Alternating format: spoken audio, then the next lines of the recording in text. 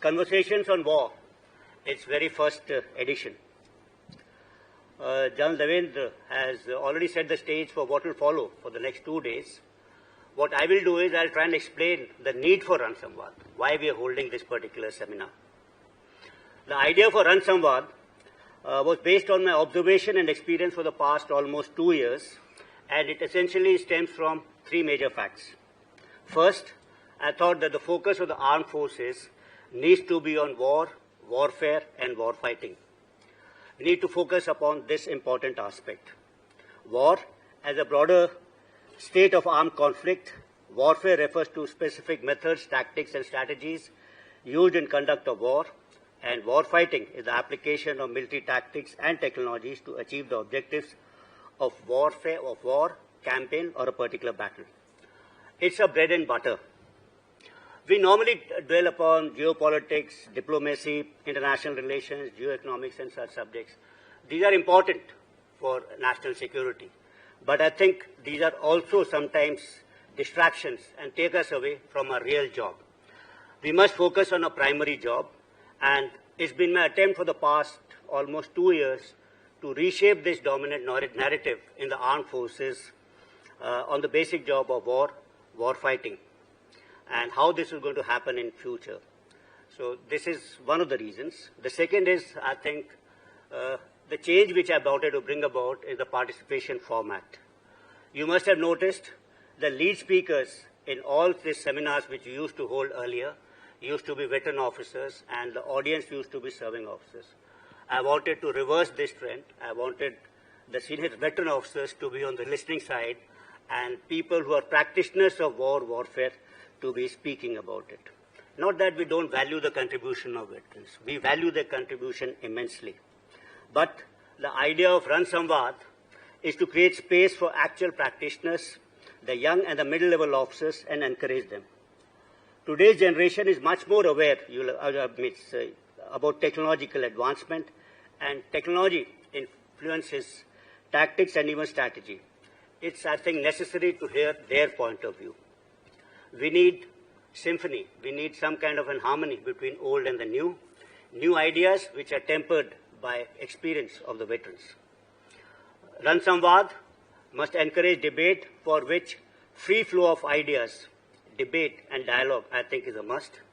And here I like to quote Rig Veda, in which it is said, Ano Bhadra Kartava Yantu Vishvata.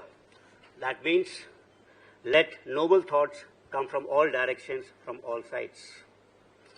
Likewise, Ran Samvad, we expect ideas flowing irrespective of age, service, or experience. Let's discuss this important subject more freely. Third, I think the essential element as to why which I thought about holding this particular seminar and this particular format is to spread awareness about military matters. You're all aware that India has been a fountainhead of ideas and knowledge in the ancient times. However, when we look at contemporary times, we have a number of literature on military history, on the wars which are fought by us, but very little literature on scholarly analysis of these wars or academic discourse on strategy and operational art. In fact, if you look at today's op-ed page of Times of India, the center one, there's an article by General Vinay Shankar, former DG Artillery, and he speaks about missing in action the Atmanirbharta of ideas. So that, I think, he's echoing my sentiment in this particular thing. It's very timely. Actually, it's in today's Times of India. So serious research needs to be done on all dimensions of war. That is about leadership, motivation, technology, tactics, strategy. This, I think, is important as India's stature grows. As a Viksit Bharat, we also need to be Shastra, Surakshit, and Atmanirbharta, and Atmanirbhar, not only in technologies but also in ideas and also in practice. Hence, there is a need to increase awareness on all segments of our society on doctrinal and conceptual aspects, that's the academic pursuits of how war is fought, and practical and actual war fighting techniques and tactics. Well, for the foreign audience over here today, Ran means actually war, and Samvad is something to do with dialogue. The seminar combines dialogue and conversations with war and war fighting. if you look at our ancient times, this has been part of an ancient philosophy and tradition. We have always spoken about Shastra and Shastra in the same breath. They're never inseparable. They were actually the two blades of the same sword. Students in ancient times went to Gurukuls, a precursor to maybe modern-day Sainik schools, and they were exposed to combat skills as well as strategy and statecraft. Ran Samvad, in a way, is a continuation of that particular tradition, that a professional soldier must also be a scholar warrior. We know that combination of military strategy and warrior is essential to win. And the foremost and the best example of this is Mahabharata, actually, and Gita. We all are all aware that Arjuna was the greatest warrior of all times, actually. His battle skills were unmatched and legendary. Yet, he needed a Krishna to guide him towards victory. Krishna, he was the embodiment of worldly knowledge and wisdom. He is a master of statecraft and strategy, and both of them combined together, that's what actually Mahabharata was won. Similarly, we had Chandragupta, who needed the wisdom of Chanakya. And in western side, if you look, even Alexander needed the wisdom of Aristotle. India has been a land of Gautam Buddha, Mahavir Jain, and Mahatma Gandhi, all champions of non-violence. We also have ancient scriptures about war. Mahabharata, the longest running epic ever written in the world, was about almost like a global war. It's about a just and righteous war. India has always stood on the side of peace. We are a peace-loving nation, but don't mistake, we cannot be pacifists. I think peace without power is utopian. And over here, I like to quote a Latin quote, which goes like this: "Si vis pacem para bellium," which translates, if you want peace, prepare for war. This is also aptly captured in the poem of Ramdhari Singh Dinkar, that's Shakti and Shaba, in which he says that Shama shobhti us bhujang ko jiske paas garal ho, uska kya jo danthin विश्रहित Vineet सरल हो, सहनशीलता दया शबा को तभी पूछता जग है, बल का दर्प चमकता जब उसके पीछे जगमग है. I think this is very important. As regard the theme of today's seminar for this inaugural session of Ran Samvad, we have impact of technology in warfare. In Arthashastra, Kautilya or Chanakya speaks about Shakti, Utsaha and Yukti, that is strength, motivation and strategy, as essentials for victory. Technology today actually enhances all these three, Shakti, Utsaha, as well as Yukti. In contemporary times, the impact of technology is multidimensional, outpacing the human ability to comprehend and anticipate. It is, as this is just a keynote address and there are full 2 days of things to follow, I will not be talking about technology. Much has been said actually, and the pace has been set by Deven Sharma, GOCNC R-Track. Maybe I'll talk about my impressions of technology and how it's influencing warfare towards my concluding remarks. I hope this particular seminar, apart from technology, will also focus upon what kind of wars will happen in future, the background for this. And in my view, there are 4 essential trends which I foresee. Maybe we can debate upon this. First is, I think, there is an increased propensity amongst nations and governments to use force, actually. And this is happening because political objectives today can be achieved by short-duration conflicts. The second thing is precision strikes can create very little collateral damage, and hence the cost of war for nations is less. So hence there is a propensity to use force. And then there exists a mechanism of escalation control. So escalation control as a term wasn't existing a couple of years back. So this is there, and hence there's an increasing propensity to use force for attainment of political objectives. The second trend which I see is lack of distinction between war and peace. This particular era, which we knew in the past of declared wars, I think that's all over. Contemporary warfare today is a kind of a continuum of 5 C's, which I call as competition, crisis, confrontation, conflict, and combat, combat beating war. The third important thing is, I think, importance of people. That is A modern state, if you look at a modern state, it comprises of three essential elements. One is territory, then the ideology of the state, and lastly is the people who comprise that particular state. In the past wars, because of territory and ideology, people were sacrificed, soldiers were sacrificed on the altar of these particular two. But today, I think people have gained this importance, and you would have seen that in recent conflicts, that nations pay importance to people. Each and every single man is important. The fourth important trend I think we can debate is the matrices of victory. And how do we perceive victory? This also, I think, is changing. In the past, matrices of victory probably were defined by losses inflicted in terms of men and equipment on the adversary.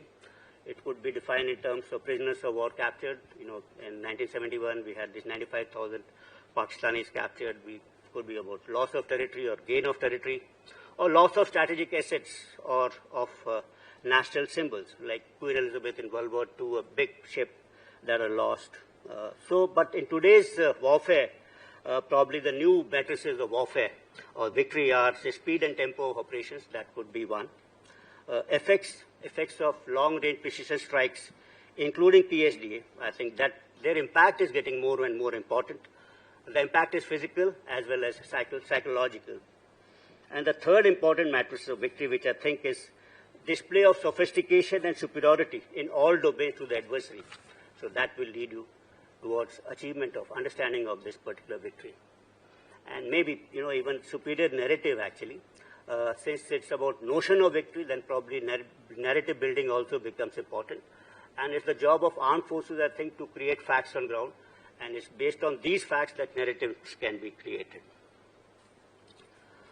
Second aspect which I think we could discuss in this seminar is about Sudarshan Chakra, India's own Iron Dome or Golden Dome. The Honorable Prime Minister had made a mention of this on 15th of August when he spoke about Sudarshan Chakra. That will enhance India's strategic defense, and he said that he expects it to be rolled out by 2035. Over here, I think the aim is to develop an readiness system to protect India's strategic, civilian, and nationally important sites, and it will act both as a shield as well as a sword. It will entail development of robust infrastructure and processes for detection, acquisition, neutralization of enemy's air vectors, including using soft skill and hard skill, both kinetic and directed energy weapons. In fact, 2 or 3 days back, you would have heard about DRDO testing a particular integrated system in which there were QRSAMs, V-Sharrods, and 5 kilowatt lasers actually. They were all getting combined into one. We'll have to look at multi-domain ISR, integration of ground, air, maritime, undersea, space sensors, all becoming a key necessity and integrating them. A colossal amount of integration will be required as multiple fields will need to be networked to provide a very fused picture to us. Colossal amounts of data will be needed to be analyzed for information and real-time response. Use of artificial intelligence, advanced computation, data analytics, big data, LLM, quantum technologies will be essential. For a vast country like this, like India, a project of this magnitude will require a whole-of-nation approach. But like always, I'm very sure Indians will do it at a minimal and a very affordable cost to us. When we talk about future warfare, I think sometimes there is a misapprehension in segments of the media that probably we have all assembled here to discuss about Operation Sindoor. Well, let me clarify this. Operation Sindoor was a modern conflict from which we learned a number of lessons, and most of them are under implementation. Some have been implemented. The operation is still on. We are not here to discuss Operation Sindoor. We are here to discuss something beyond Operation Sindoor. So we are about to discuss about future warfare. How will they happen? This kind of thing is being held it's a kind of an academic debate, and it's agnostic of any kind of an adversary. Adversary could be anyone. And it can be taken as part of our understanding, part of our preparation for being prepared for future warfare.